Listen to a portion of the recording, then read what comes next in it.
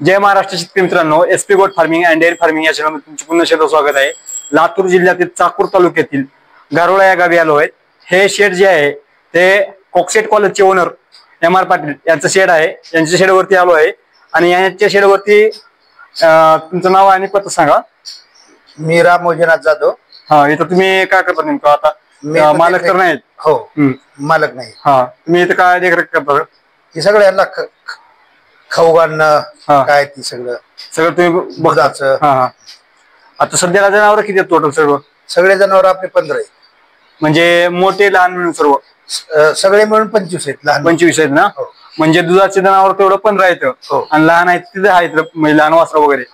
तर हे शेड आता चालू करून किती दिवस झाले?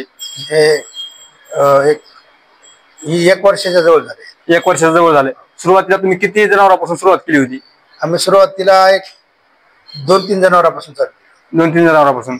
मग तेव्हा आपल्याकडे गावरान होते का डायरेक्ट मुरा जाफर सुरुवात केली होती? गावरान होते अगोदर, नंतर जाफर आणले, पुन्हा मुर आणले। आता सध्याला सुरुवातीचे गावरानचे आहेत का? हो, आहेत। सुरुवातीला किती जनावर होते तुमच्याकडे? सुरुवातीला गावरानचे गावरान 6 मध्ये आता जे किती आहेत सध्याला? आता 6 अगोदरचे 5 आहेत। म्हणजे हे 3 गाई हो आणि हे 2 म्हशी? हे 2 म्हशी। हे 2 म्हशी हो। आता सध्याला तुमच्याकडे हे हरियाणा मधून आणलेत का पंजाब मधून आणले? हे हरियाणा मधून आणलेत आणि 2 परभणीहून आणलेत जाफर। तर हे आता सुरुवातीच्या म्हशी का बरं ठेवलात? म्हणजे आता सर्व तुम्ही मुर्रामध्ये काम करतात, जाफर मध्ये काम करतात, तर गावरांचं ठेवायचं अगोदरचं काय नेमकं मूळ कारण? घरचे आहेत म्हणून ह्यांना कंटिन्यू ठेवायचेच, म्हणजे सगळे घरचे वगैरे आहेत। आता हे 3 गायी आणि तुमच्या 2 म्हशी कंपल्सरी तुमच्या शेडवरती ठेवणार आहात असा विषय।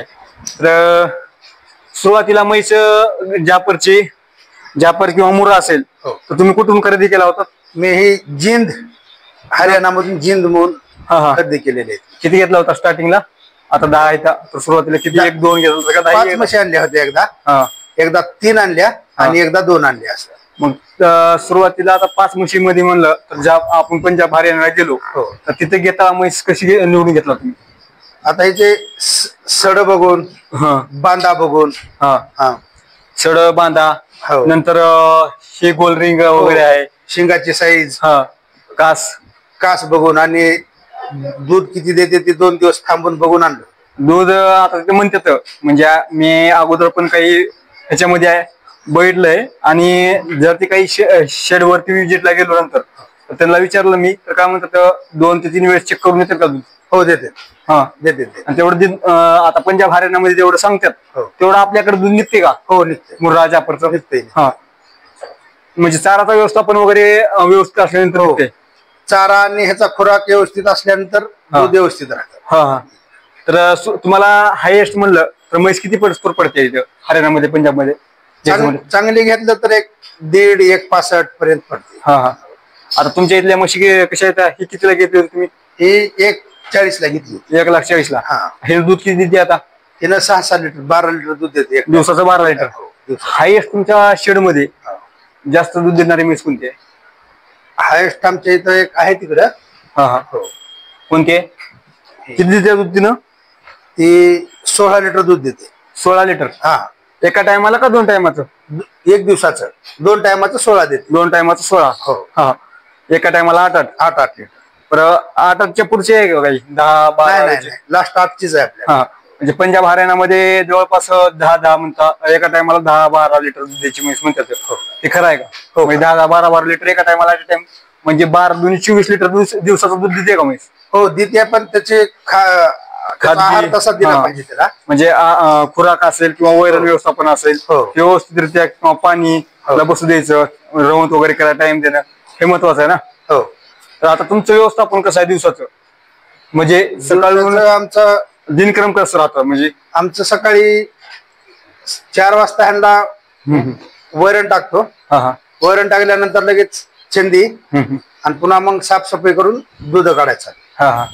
पुन्हा आता 3 वाजता वैरण टाकायची, पुन्हा चंदी टाकायची, पुन्हा साफसफाई करून घ्यायची. आता सकाळचा दिनक्रम कसा राहतो तुमचं धार काढण्याचा किंवा वैरण टाकण्याचा? सकाळी 4 वाजता वैरण टाकतो अगोदर. वैरण टाकल्यानंतर 4 ला परत वर चंदी देतो त्यांना. म्हणजे आंबवण टाकतात? हो, वैरणीवरतीच. हो. आणि नंतर वैरण खाल्ल्यानंतर धार काढून घेतात? हो. आणि वैरण खाल्ल्यानंतर पुन्हा दिवायचं म्हशी, मग पुन्हा काही नाही, पुन्हा 3 वाजता काम चालू करायचं. म्हणजे तुमचं सकाळी धार वगैरे काढणं झालं की सगळे जनावर धुवून घ्यायचे? धुवून घ्यायचे की त्यांना बसायला टाइम द्यायचा? 3 वाजेपर्यंत. 3 वाजे म्हणजे बसायला टाइम, पाणी वगैरे, पाण्याचं व्यवस्थापन कसं तुमचं? पाणी आपल्याकडे ऑटोमॅटिक असतं. जेव्हा त्यांना तहान लागेल तेव्हा पितं ते. आता हे ऑटोमॅटिक सिस्टम आहे? हो. ह्याच्यातलं म्हणजे आता हे कसं आहे नेमकं, तिकडं तुमच्याकडे काही तिकडून येणारी टाकी वगैरे आहे? टाकी आहे 2000 लिटरची. म्हणजे आणि तिथं कंट्रोल वाला आहे. कसं राहते ते? जेवढं म्हैस पाणी पिल तेवढं पाणी ऑटोमॅटिक आत येऊन थांबतं. धावता का ते? मला कंट्रोलर वगैरे कसं काय नाही ते.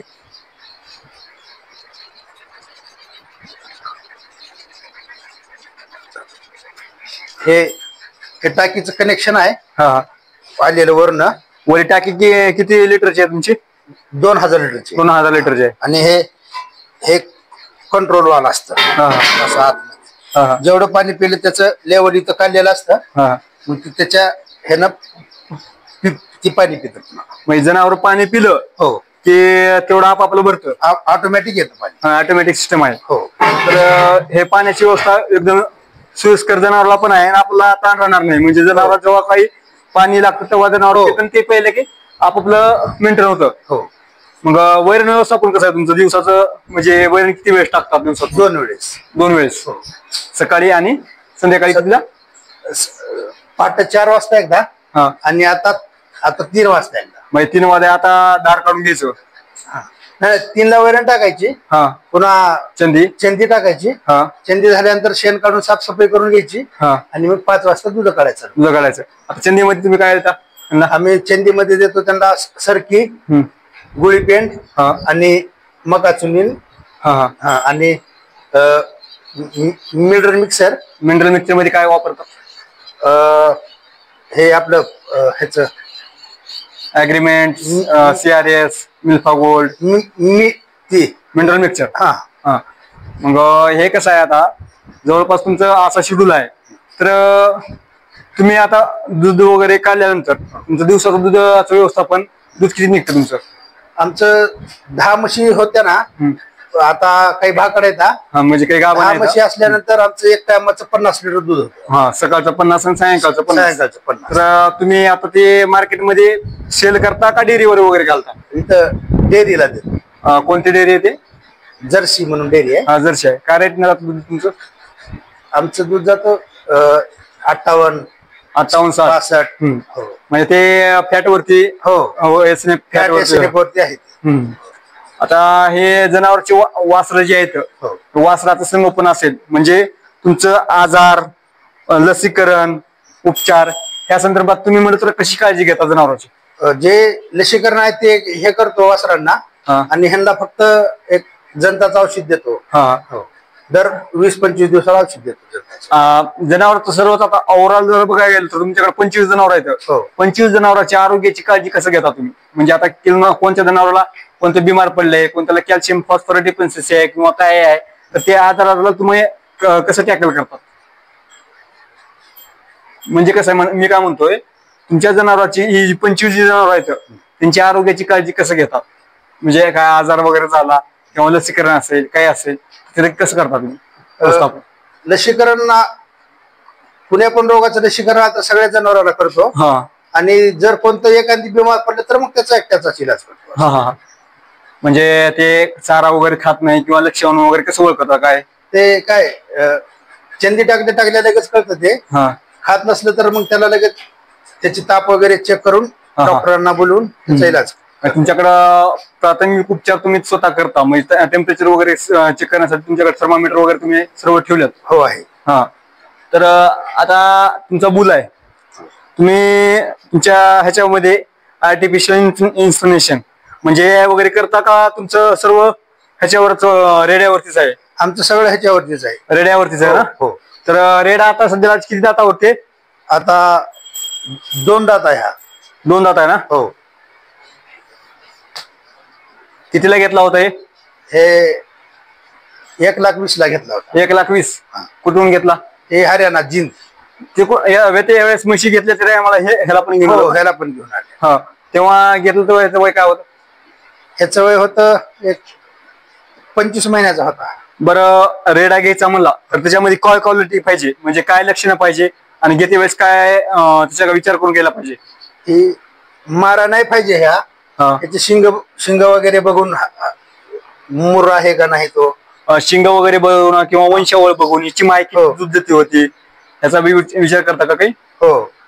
आणि आईचं 6,500 लिटर दूध सांगितले होते त्यांनी. हा, तर म्हणजे वंशावळ बघून घेतला रेडा.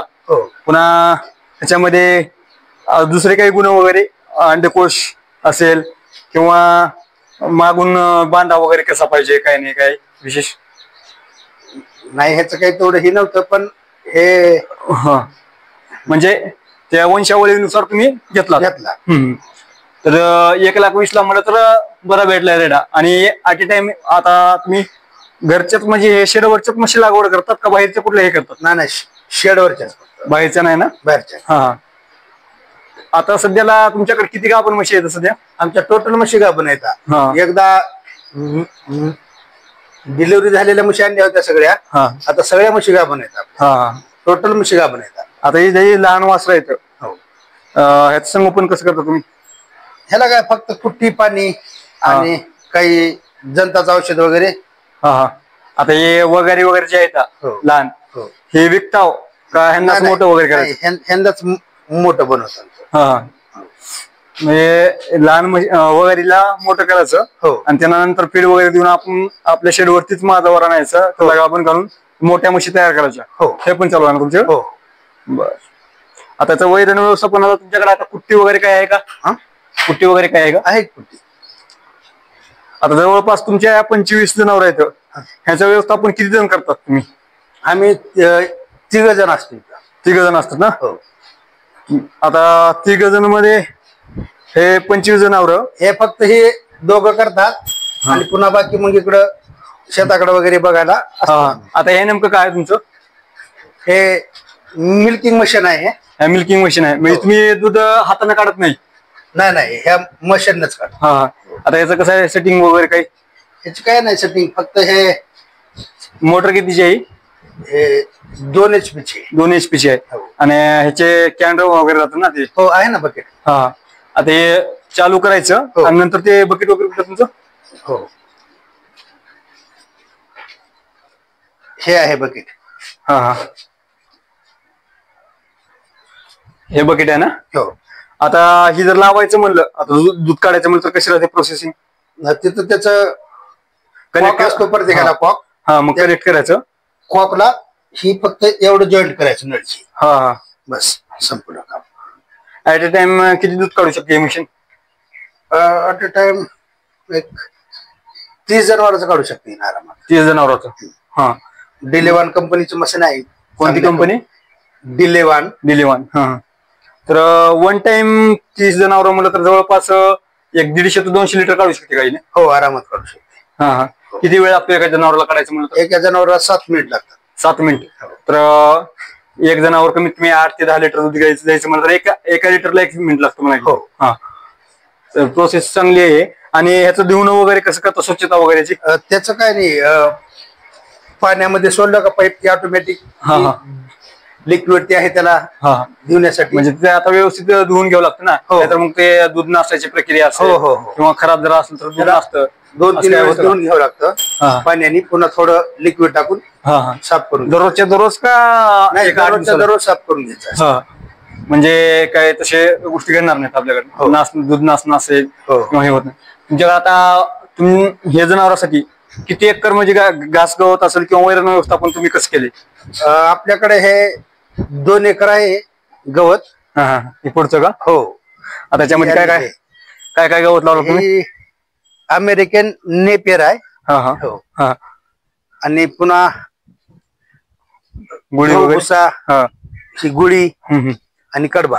आता हे जी शेड आहे ह्याच्यामध्ये तुमचं जे काही आहे ते सुका चारा आहे म्हणा की? हो, सुका चारा आहे.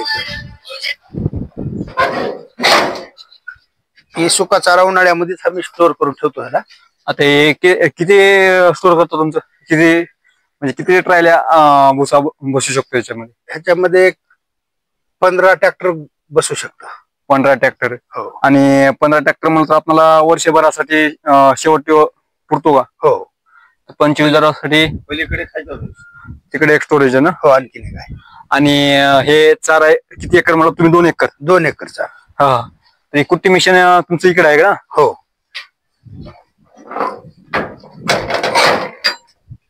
दिवसाला किती कुट्टी लागते तुम्हाला? दिवसाला हे 17-18 कवळे लागतात. हे गवत, पुन्हा कडबा आणि गुढी.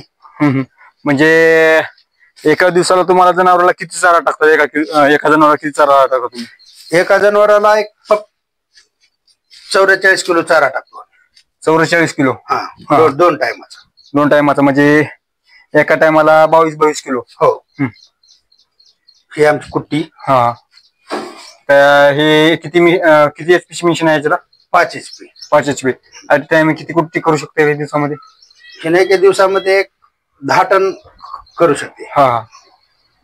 तर हे असं तुमचं व्यवस्थापन आहे. आता ह्यांना म्हणलं तर ह्याच्याकडं तुमचा म्हणजे मालकाचा वळायचा दृष्टिकोन काय आहे आणि कितीपासून वळले, किंवा तुम्ही इकडे बघतात का तुमच्याकडे सर्व सोपून दिलेलं आहे? नाही, मालक बघतात.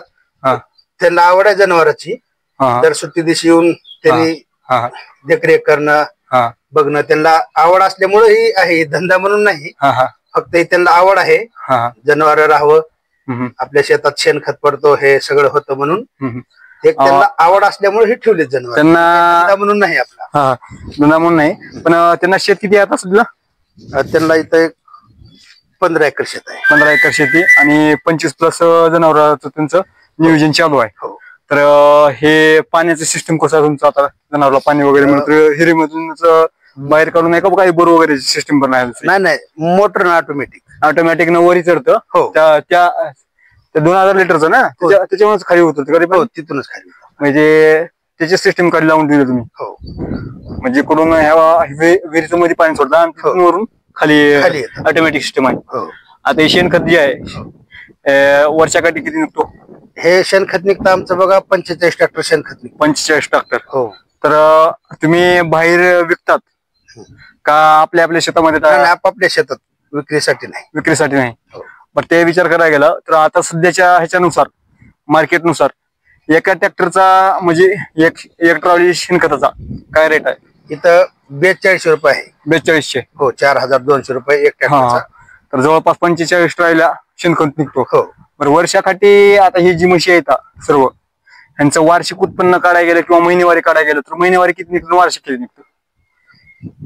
त्याचं कॅल्क्युलेशन वगैरे तुम्हाला काय माहिती आहे? नाही, आमचे साहेबच बघतात त्याचं. नाही, बरं, महिन्याकाठी तुमचं आता दूध जे आहे, आता तुम्ही डेअरीला घालत असता ना? हो. तर महिन्याकाठी तुमच्या दुधाचं कॅल्क्युलेशन जर करायला गेलं तर महिन्याकाठी किती हजाराचं दूध विकतात तुम्ही? आम्ही असं महिन्याकाठी बघायला गेले तर 60-1 हजाराचं दूध विकतो. महिन्याकाठी 60,000चं दूध विकतात. आणि शेणखताची प्रोसेस तुमच्या स्वतः शेतामध्ये टाकतात. याच्यावरती पुढलं नियोजन काही गांडूळ खत असेल किंवा काही बायोगॅस वगैरे काही प्रकार करायचा विचार आहे का तुमच्या मालकाचा? आहे, गांडूळ खताचं आहे बनवायचं. पण आता त्याला करायचं. तर दादा, तुम्ही आता इथं जवळपास किती वर्ष झाला आहात? 1 वर्ष. 1 वर्ष झाले ना? मी प्रॉपर इथले गारोळचीच आहात का बाहेरचे? गारोळची. तुम्ही पण गावातलेच नाही? तर इथं तुम्ही आता व्यवस्थापन काय बघतात? चारा आणणे, कुट्टी करणे, जनावराला टाकणे, दार वगैरे. आता बिहारी पण बाई आहेत म्हणजे शेडवरती. मग तुम्ही त्याच्या म्हणजे जे काही काम करतात त्यांना सांगायचं किंवा मागं पुढे बघायचं, आणि जे काही कमी पडेल ते व्यवस्थापन बघणे. तर तुम्ही 2 जण ते बिहारी बाई 3 जण या शेडवरची देखभाल करतात? हो. आणि हे बघून पुन्हा शेताकडे म्हणजे 15 एकर रान आहे ना, त्याचं पण तुम्हीच बघत असता.